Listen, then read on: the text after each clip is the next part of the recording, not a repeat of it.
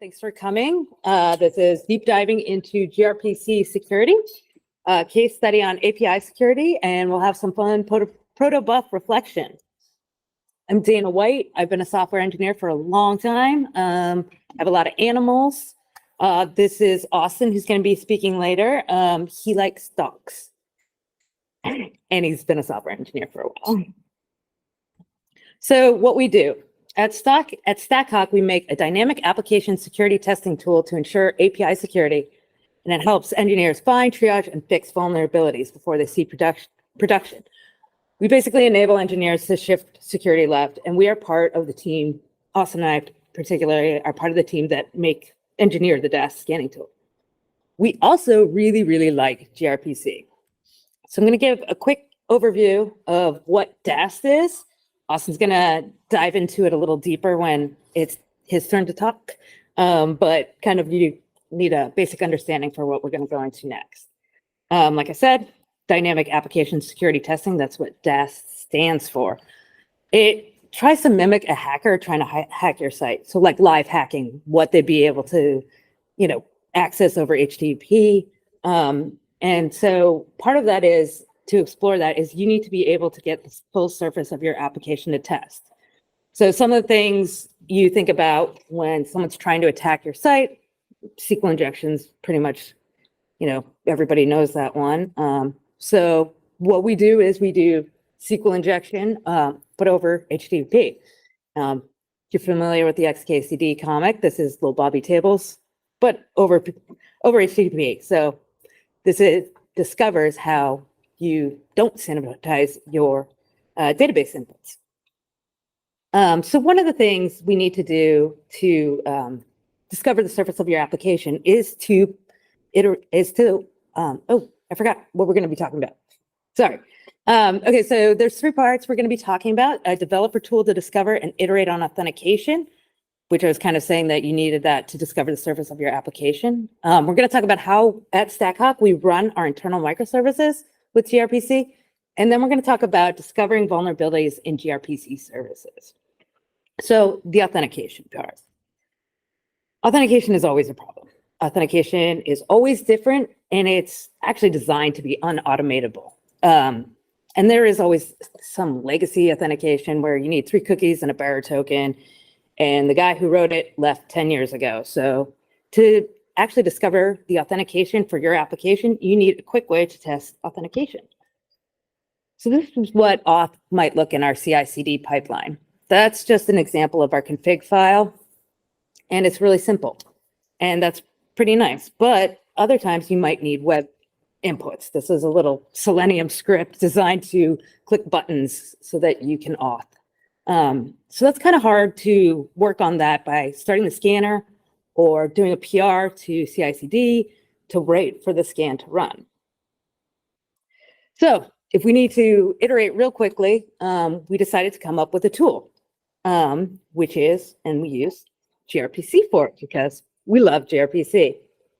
So in this instance, it's a CLI command that spawns a local gRPC server. Think it's running on localhost at port 20,000, listening for any client to connect to it. In our instance, we're actually using our CLI to communicate with the gRPC server.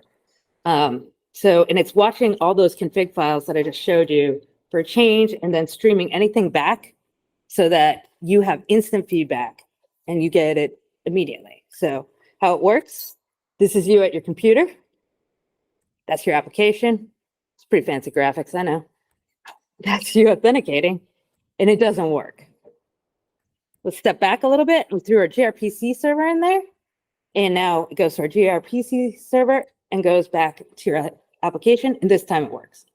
I'm lying, it never actually works that fast. You're going over it a bunch of times, and that's why we have this tool running. So this is some code, basically, of why we liked gRPC for this, is streaming back real-time changes. Kind of line by line like this. It's Kotlin. We like Kotlin too. Some coroutine magic, and a little keep running function. In this instance, it's iterating over a log file, but it can be anything, sending messages back to our gRPC server, And this is sending it back to the client, just doing the on next and pulling everything back. So you have real-time feedback on what you're doing in your authentication. But we also use gRPC in our platform.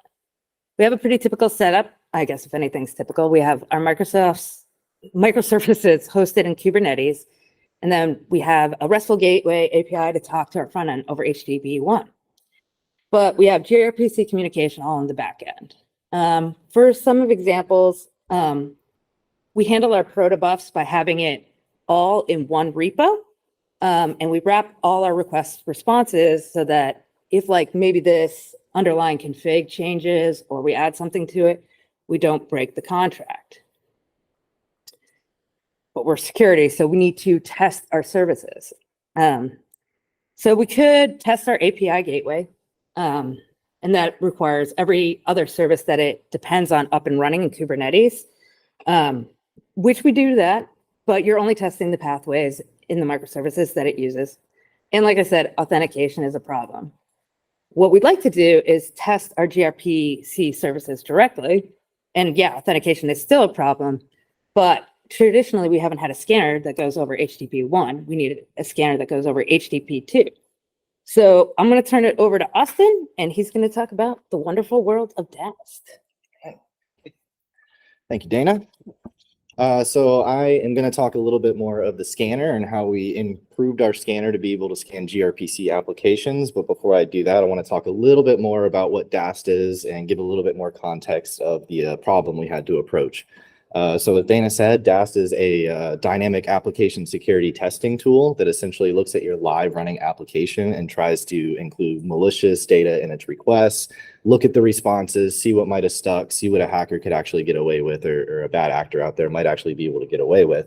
And we're trying to do this all with the shift left perspective of doing this as part of the development pipeline, so none of these bugs ever get to production. It's a lot more expensive and time consuming and scary to have these type of vulnerabilities in production, so we want to fix it as part of the development cycle.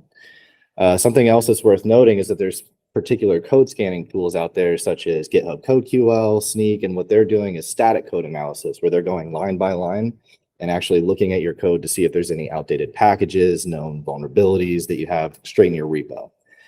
What we do different at StackHawk and with our DAST scanner tool is we're completely code agnostic of that. We don't ever want to look at your code. We don't want to see your repos. We just need your live running application and a way to talk to it. Once we can talk to it, we can start sending those malicious requests and seeing what sticks by the responses. And give you a lot of nice triage notes, a lot of possible solutions, et cetera, information on that. So the fact that we're code agnostic, that means we're totally able to scan anything under the sun, may it be web apps, SPAs, REST applications, SOAP applications, GraphQL. But the problem was, up until now, none of these DAST scanners, including ourselves, could do these gRPC applications due to the complex and efficient nature of how you communicate with them. Until now, StackHawk now and HawkScan can now scan gRPC applications. And that is mainly what I'm here to talk about, is how we approach that problem and figured out how we could have our scanner communicate with these gRPC applications. So as I mentioned, the gRPC applications definitely deserve the same DAST love that all the other API types. They're susceptible to vulnerabilities just like REST and OpenAPI, or REST and GraphQL and SPAs. So some of the challenges we ran into, as Dana mentioned, the gRPC stuff all runs over HTTP 2 protocol. But our product is built on top of Zap. It's an open source scanner itself. And so Zap already had some support for HTTP 2. So we were really easily able to leverage that and start sending these requests over HTTP 2.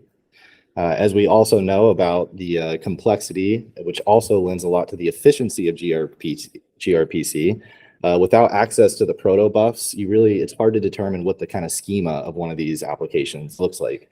An OpenAPI, we have like a Swagger doc or an OpenAPI spec. In GraphQL, we have schema files. We don't really have anything like that in gRPC if you don't have access to the actual protobufs themselves. So what there is, though, is what's called the file descriptor set that you can generate in gRPC. And this can either be accessed via reflection, like you go to the application/gRPC or whatever your reflection endpoint. Some frameworks actually support generating this. For example, we use Kotlin, so we're able, as part of our build script, we can just generate this file descriptor set. And this really encompasses all the objects that live within the application itself. But one thing about this is the file descriptor set is still really just a byte file. So as a human, I can't open that and determine what the schema of the application looks like, but it is still a starting point that we can start determining things about the application.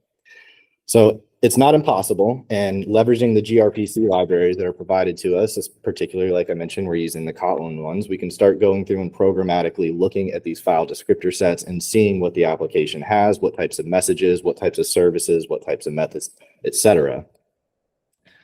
So really the key to all this in terms of the scanner and actually being able to communicate with these applications is the dynamic message class that gRPC provides for us. So the dynamic message class allows us to start building these messages at runtime and give them the certain information and method signatures that they're going to need to be able to properly communicate given an application.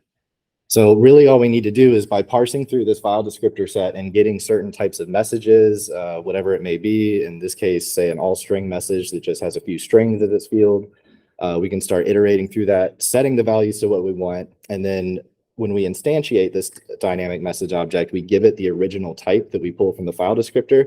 And by the time it creates this message and sends it over the wire to the actual application, it's going to look and feel exactly like that original message type. It'll no longer be this dynamic object into the context of the application once it receives it. So like I said, the byte code is really essentially the same as if we really created one of these things. So just a little bit of the example code here that we use in Kotlin. This is one that can just first thing we do is we create the dynamic message with the builder of the message type that we're processing currently. And then we can just from that point iterate through each of the fields and start setting values. Obviously, as a very simple example, if this was a complex object with nested fields, nested things like that, you need to be a little smarter about it. And that's what we did. So by using recursion and some old school programming magic we all learned back in school, we're able to iterate through and recursively go through all these different dynamic messages that are provided by that original file descriptor set. And through that, we start generating messages with values either through custom variable injection or leveraging the Faker library to come up with realistic type data based on email fields or phone number fields. We can come up with realistic data around that kind of stuff. But something I do want to touch on that's very important that we've implemented is custom variable injection when it comes to scanning. So what this means is that as the scanner is running and you have certain fields or certain fields in your messages or endpoints, things like that, and you can start designated certain values to those specific fields. So for example, if you have test users in your CI/CD pipeline and you do it in pre-prod and you have test users there in certain conditions, you can start saying when the scanner runs and this user ID comes up, use this specific user ID for scanning because they might exercise different branches. So really what that does is allows you to really make sure you exercise all the different logic branches of your code and let the scanner explore every nook and cranny possible. But if you don't have any of those custom variables, we do use Faker to come up with very smart, properly formatted values. So once we do that and we have these messages constructed and we can start sending to the gRPC application, we're just off to the races at that point. All the serialization is happening behind the scenes. So when it's actually communicating to and from the gRPC application, it's in the correct bytecode. And then when we present the findings on our side, we'll serialize that back into human readable kind of JSON stuff. So it's easy to interpret the data without having to go through all the bytecode and the under the hood stuff of gRPC. So what I can show off here is this is our Stackhawk platform that on-offed me while in the past 5 minutes. Get back to that. There we go. So this is an example of one of our scans that we ran against our vulnerable gRPC application. Let's see if I'll make that a little bit bigger. There we go. So what we have here in some of our findings, so the services, as we know, we have services and gRPC services, and those services come with methods as well. So we get a nice listing, and again, this is all pulled from the file descriptor set that we got off the reflection endpoint for this particular service. So with that file descriptor set, we're able to find all the different services, all the different methods, and map them out pretty easy to read. In our findings, we can say, Dana mentioned a SQL injection earlier. We've purposely put a little SQL injection bug in our vulnerable application. So when we drill into that, we get to go down here and see all the different services and methods that SQL injection was present on. And you can see down here in the evidence, our description put a little comma there as one of the values, and we ended up throwing a PostgreSQL exception. So in the response, we get to see right there in the gRPC formatted response that a PostgreSQL exception was thrown, which we shouldn't know you have PostgreSQL just by sending a request to your application. So that's how we know you are susceptible to a SQL injection attack here. And then just like everything else, we'll give you nice information on it, steps for remediation, some cheat sheets on different frameworks. And yeah, the big thing here is when it comes back, we get to see it in the nice formatted JSON format rather than the bytecode that was actually sent to the application. So it becomes very human friendly in this sense. I think that might be about it. Yeah, I think that's it, guys. If anybody has any questions, we're happy to take some questions. Back here. Does it scan?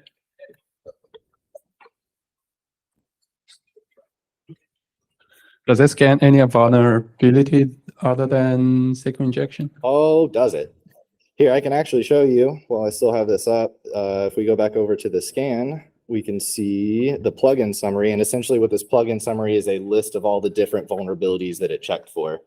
So obviously all the OWASP top 10s, all the big ones, Heartbleed, SQL injections, the list goes on. And since we're developed on top of the open source project Zap, as they add more plugins that are more vulnerabilities, we're also bringing those into our system as well. So our library of vulnerability scanning is always growing.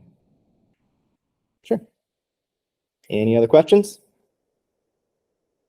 You mentioned auth at the beginning. Do you support, and you mentioned custom variables. Do you support adding custom headers and metadata that may include auth as well?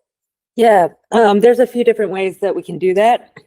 But yeah, we support that whether it's configured or whether you we have an auth scripting thing where you can just basically make whatever you want happen. But we do have some ways you can plug it in, but yeah. And as far as the custom variable injection goes, that's also available on headers, path parameters, body parameters. It's really anywhere where we can identify the field name and inject those certain values for you. Sure. Yeah, thank you. So in terms of these scans, are you guys using an agent on the box, or it's going to be a live scan while the services are running? Yep, that's the whole thing. Is since we're dynamic testing, we need the service to be up and running so we could actually contact it. And we don't care about the code, what framework it's written in, what API type it is. But yes, to actually scan it, it needs to be up and running, and we got to be able to access it. We suggest you don't do this in production.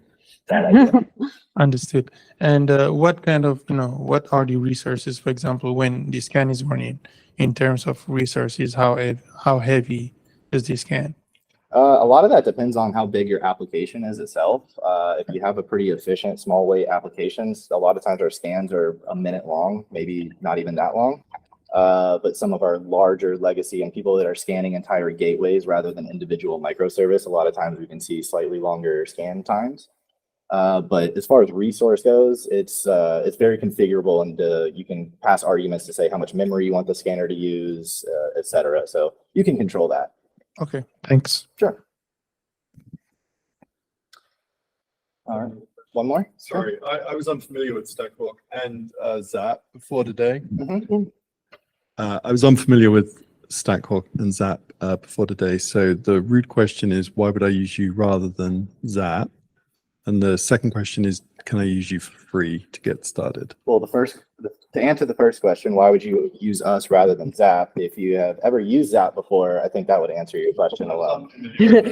It's hard. It is made, what is it, a Java Swing front end made back, started 15 or so years ago. The it's UI very hasn't cumbersome, it's very hard to configure. So what Stackhawk does is we build on top of it, make the scanner itself better, and make it just so much easier to use, and a very intuitive platform to go along with it to triage findings and learn about these things.